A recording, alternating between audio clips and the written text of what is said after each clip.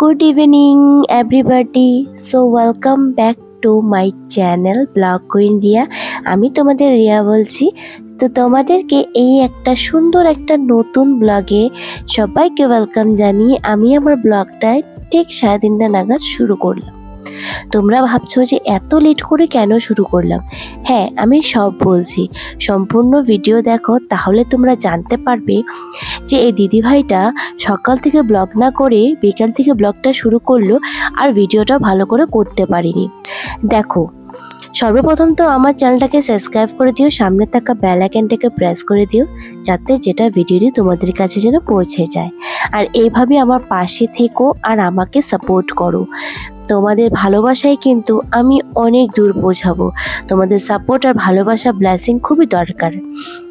দেখো, আজকে হয়েছে শুক্রবারে, এত গরম পড়েছে।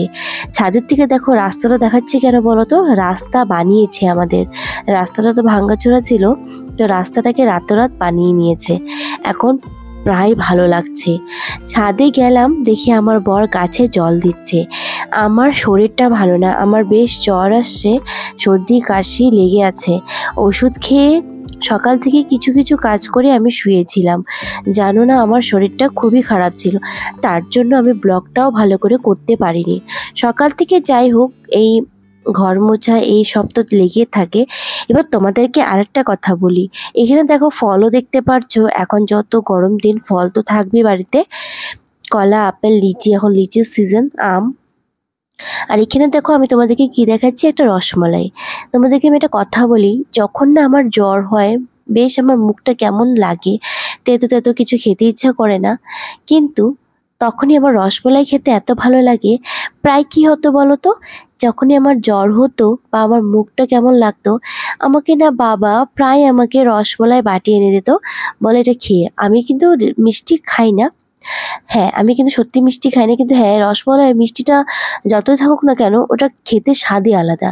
তো আমার বাবার কথা মনে পড়েছে, প্রায় যখন আমার জ্বর হতো বা আমার মুখটা ভালো লাগতো না, তখন রসমালাই বাটি এনে দিত আর আমি খেয়ে নিতাম।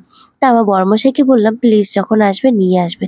তো যাই হোক, আজকে আবার বাবার মানে যে এই জিনিসটা, ইচ্ছাটা আমার বর পূরণ করলো, তাই রসমালাইটা খেয়ে আমার দারুণ লাগলো। তারপরে কিছুক্ষণ শোয়ার পর সন্ধ্যাবেলা আমি একটু টিভি দেখে যে লাল চা খেয়েছিলাম, তারপর ঠিক দেখো 9:30 নাগাদ আমি রান্না করতে আসছি। হ্যাঁ, রাত্রে রান্না করতে আসছি। দিনের বেলা যা রান্না করেছিল কিছু কিছু আছে, গন্ধ হয়ে গেছে।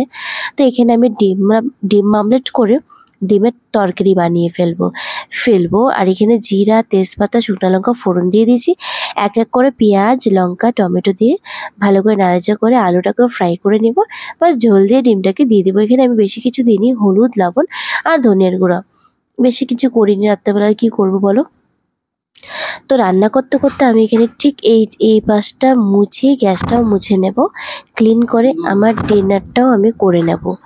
ডিনারটা হয়তো তোমাদের সাথে শেয়ার করে নিই। এইভাবে আমার সন্ধ্যার থেকে রাতটা কিভাবে কাটালাম সেটাই তোমাদের সাথে আমি শেয়ার করলাম। ভালো লাগলে অবশ্যই আমার চ্যানেলটাকে সাবস্ক্রাইব করে দিও, লাইক, শেয়ার, কমেন্টস করে দিও। জানি না ভিডিওটা হয়তো ভালো করে করতে পারিনি, এবার চেষ্টা করলাম যে আমি সন্ধ্যা থেকে কিভাবে কাটিয়েছি সেটাই শেয়ার করতে। সো বাই বাই, টাটা, দেখা হবে একটা নতুন একটা সুন্দর ব্লগ।